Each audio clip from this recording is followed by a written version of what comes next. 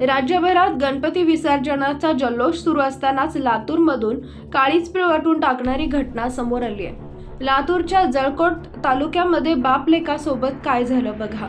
चॅनलवरती नवीन असाल तर मराठी न्यूजला जरूर सबस्क्राईब करा।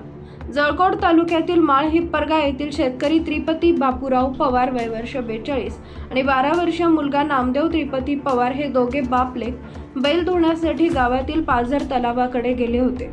दरम्यान बैल धूत बाहेर येत असताना बैल खोल पाण्यात जात असल्याने मुलगा नामदेव हा बैलांना बाहेर काढण्यासाठी गेला, मात्र पाण्याचा अंदाज न आल्याने मुलगा पाण्यात गटांगळ्या खात होता।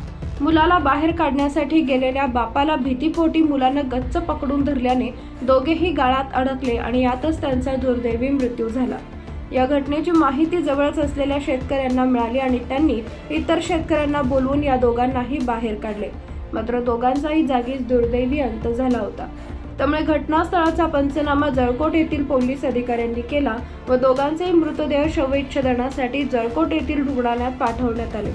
बाप लेकांच्या मृत्यूनंतर दोघांचेही एकाच चितेवर अंत्यसंस्कार करण्यात आले। काळी झेलावून टाकणारे हे दृश्य पाहून उपस्थितांचेही डोळे पाणावले होते।